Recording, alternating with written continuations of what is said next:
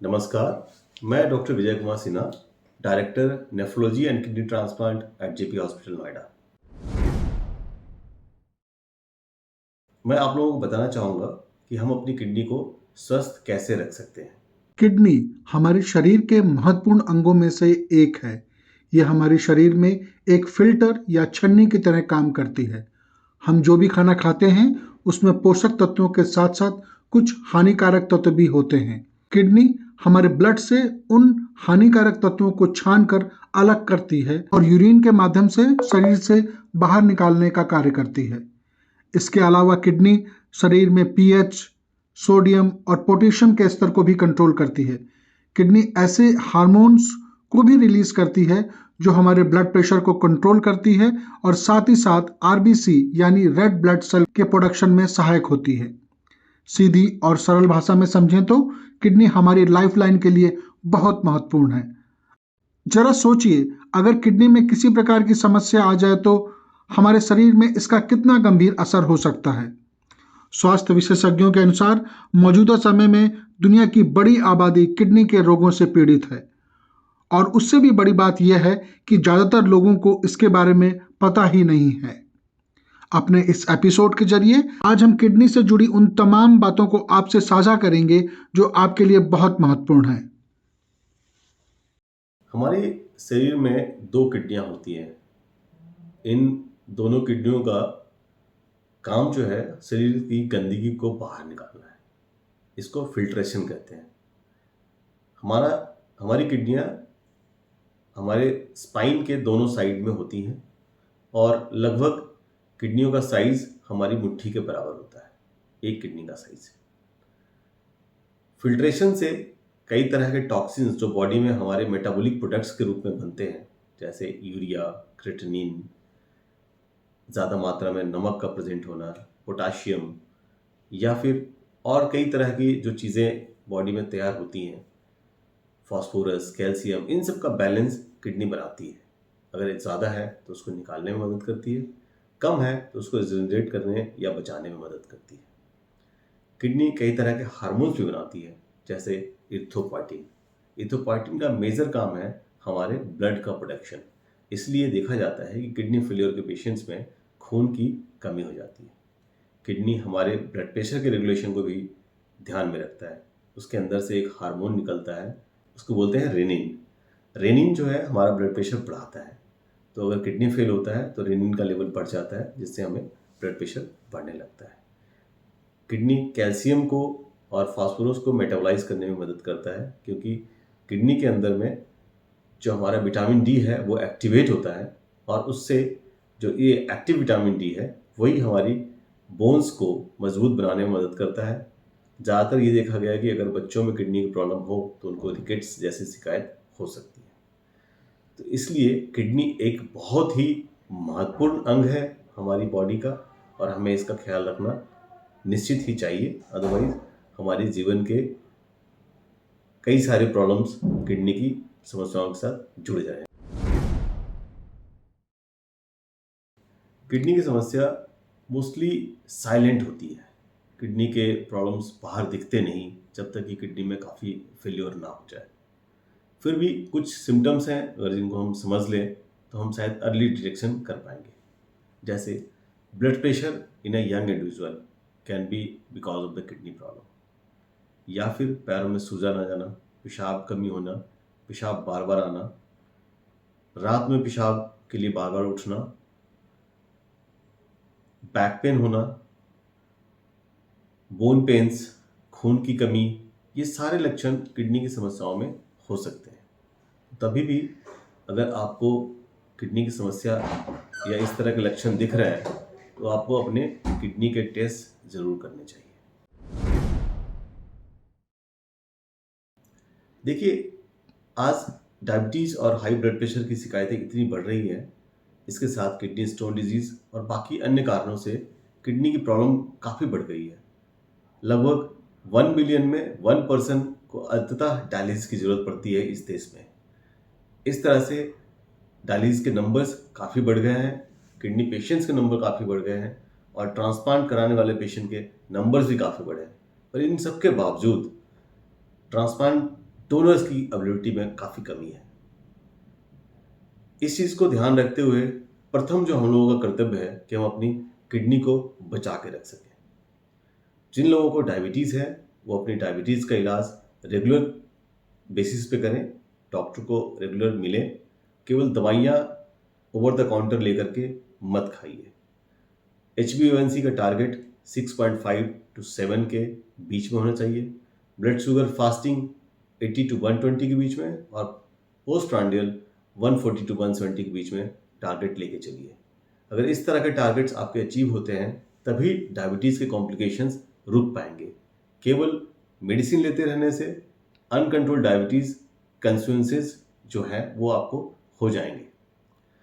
इस तरह से high blood pressure second most common कारण है किडनी फेलियर का। तो जब भी आपको हाई ब्लड प्रेशर की शिकायत होती है तो अपने ब्लड प्रेशर को बहुत ही नियमित तरीके से चेक करवाएं। एटलीस्ट महीने में एक बार या 2 महीने में एक बार ब्लड प्रेशर ज़रूर चेक करें और देखें कि वो जो दवाइयाँ आप ले रहे हैं उससे ब्लड प्रेशर कंट्रोल है या नहीं। हमारा टारगेटेड ब्लड प्रेशर 130 ऊपर वाला और 90 या उससे नीचे वाला होना चाहिए। दैट मीन्स 130/90 और लेस। तभी हमारा जो ब्लड प्रेशर का कॉम्प्लिकेशन है किडनी के ऊपर, हार्ट के ऊपर या ब्रेन के ऊपर, उसको हम रोक सकते हैं। किसी भी तरह के ओवर द काउंटर मेडिसिन को मत खाइए, स्पेशली माइग्रेन के पेशेंट्स, बैक पेन के पेशेंट, बॉडी पेन के पेशेंट्स। ऐसा देखा जाता है कि वो पेन किलर्स रेगुलर बेसिस पे लेते रहते हैं, जिसके कारण से किडनी के खराब होने की शिकायत काफ़ी बढ़ जाती है। तो आपको किसी तरह के क्रोनिक पेन है तो आप ओवर द काउंटर मेडिसिन मत खरीदिए, मत खाइए। एक बार डॉक्टर की सलाह लीजिए और जो भी बेस्ट पॉसिबल ट्रीटमेंट है वो कीजिए ताकि आपके पेन किलर्स के कारण से किडनी खराब ना हो। कई तरह के एंटीबायोटिक्स, स्पेशली अमाइनो ग्लाइकोसाइड्स जैसे कि अमिकासिन, जेंटामाइसिन, नेटलमाइसिन, टोप्रोमाइसिन, काफ़ी लोग बगैर प्रिस्क्रिप्शन के या बगैर किसी डॉक्टरी सलाह के लेते हैं। इससे भी किडनी खराब होने के चांसेस होते हैं। तो अपने डॉक्टर को जब भी आप जाएं, अगर आपको किडनी की कोई माइनर प्रॉब्लम भी है या रिस्क फैक्टर्स हैं, तब उनसे ज़रूर बताएं कि इस तरह की दवाइयों से मेरी किडनी खराब हो सकती है। उसका परहेज रखें और खुद ब खुद किसी भी डॉक्टर की सलाह के बिना इस तरह की मेडिसिन मत लीजिए। जो लोग कई तरह के टेस्ट कराने जाते हैं, स्पेशली जैसे सीटी स्कैन होता है, उसके अंदर एक डाई पड़ती है जिसको हम लोग कॉन्ट्रास्ट एजेंट बोलते हैं। अगर आपकी किडनी में प्रॉब्लम है तो कॉन्ट्रास्ट एजेंट लेने से परहेज रखें। अपने डॉक्टर से ज़रूर संपर्क करें कि आपको सीटी विथ कॉन्ट्रास्ट लिखा गया है तो उसको कैसे अवॉइड किया जा सकता है।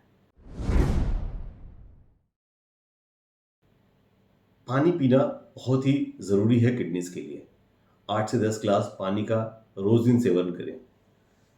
इसके अलावा अगर आपकी किडनी में कोई छोटा मोटा स्टोन भी है तो उसका समुचित इलाज कराएं, क्योंकि अगर स्टोन काफ़ी दिनों तक पड़ा हो तो उससे किडनी खराब हो सकती है।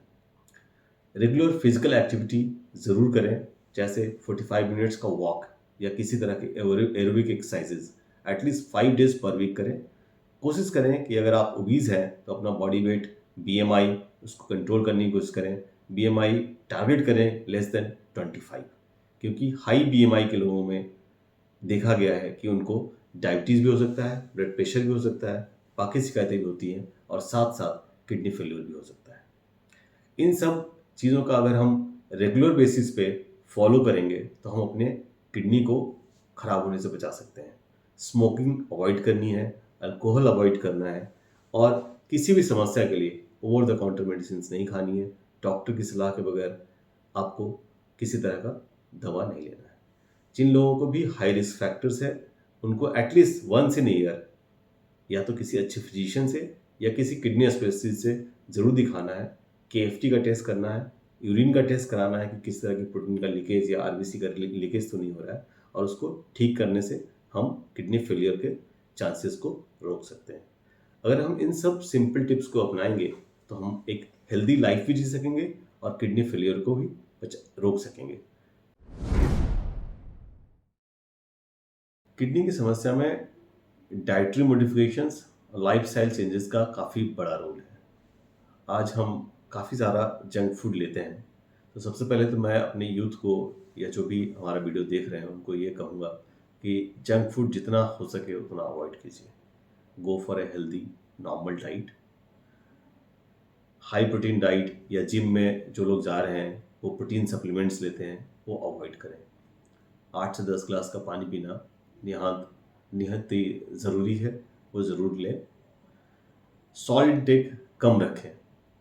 सॉल्टेड आइटम्स जितना कम खाएंगे ब्लड प्रेशर उतना कम होगा, और जितना कम ब्लड प्रेशर होगा किडनी फेलियर उतना कम होगा। स्पेशली जिनको किडनी की फेलियर के स्टार्टिंग सिम्टम्स आ गए हैं उनमें ये और भी इम्पॉर्टेंट हो जाता है कि वो कम से कम सॉल्ट इंटेक करें।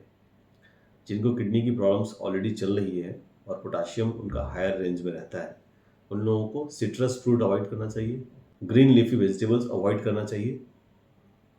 साथ साथ कोकोनट वाटर या किसी तरह के ऐसे सप्लीमेंट्स नहीं लेना चाहिए जिसके अंदर में पोटाशियम कंटेंट ज़्यादा है, नहीं तो उनको पोटाशियम बढ़ने के कारण से दिल की धड़कन पे भी असर पड़ सकता है। एक एवरेज इंसान के लिए 1500 से 2000 किलो कैलोरी की ज़रूरत होती है, तो कोशिश करें कि आपका कैलोरी इंटेक इससे ज़्यादा ना हो। प्रोटीन का इंटेक 1 ग्राम पर gram of body weight, that means कि अगर कोई 60 केजी का पर्सन है तो 60 ग्राम प्रोटीन इंटेक सफिशिएंट है नॉर्मल लाइफ के लिए। तो बहुत ज़्यादा प्रोटीन इंटेक ना लें, क्योंकि ये किडनी के फिल्टर्स को नुकसान करता है और किडनी को ख़राब कर सकता है। ज़्यादातर फैटी फूड या फ्राइड आइटम्स से कोलेस्ट्रॉल बढ़ता है। कोलेस्ट्रॉल बढ़ने के कारण से आपकी हार्ट की नसों में भी प्रॉब्लम हो सकती है, किडनी की नसों में भी प्रॉब्लम हो सकती है। इससे भी किडनी फेलियर की चांसेस बढ़ सकते हैं, तो इस तरह को अवॉइड करें। प्यारे साथियों, as a doctor, as a kidney specialist, मैं आपको यही सजेशन देना चाहूँगा कि अगर आप में किसी तरह के किडनी के रिस्क फैक्टर्स हैं तो अपने डॉक्टर से ज़रूर सलाह लें, रेगुलर सलाह लें और इसके प्रोग्रेशन को रोकें। और अगर आप स्वस्थ हैं तो मेरे द्वारा दिए गए सुझाव को मानें और अपनी किडनी फेलियर को से होने से बचाएं। हेल्दी लाइफस्टाइल जीना सबसे इम्पॉर्टेंट है, बिकॉज आज के दिन में मैक्सिमम जो डिजीज़ेस इंडिया में बढ़ रही हैं वो लाइफस्टाइल डिजीज़ हैं, चाहे वो डायबिटीज़ हो, ब्लड प्रेशर हो, कार्डियक इश्यूज़ हो या किडनी फेलियर हो। तो हम अपनी ज़िंदगी को ठीक रखने के लिए, लाइफस्टाइल डिजीज़ से बचने के लिए अपना एक हेल्दी लाइफस्टाइल अडॉप्ट करें। Regular exercise, good diet, avoidance of junk food, avoidance of alcohol and avoidance of cigarette बहुत ही इंपॉर्टेंट है। अगर हम इन बेसिक चीज़ों को समझ लें तो हम एक हेल्दी एंड हैप्पी लाइफ जी सकते हैं। आप सबसे मैं गुजारिश करूँगा कि इन बातों को का ध्यान रखें और अपने जीवन को अच्छा बनाएं। Thank you.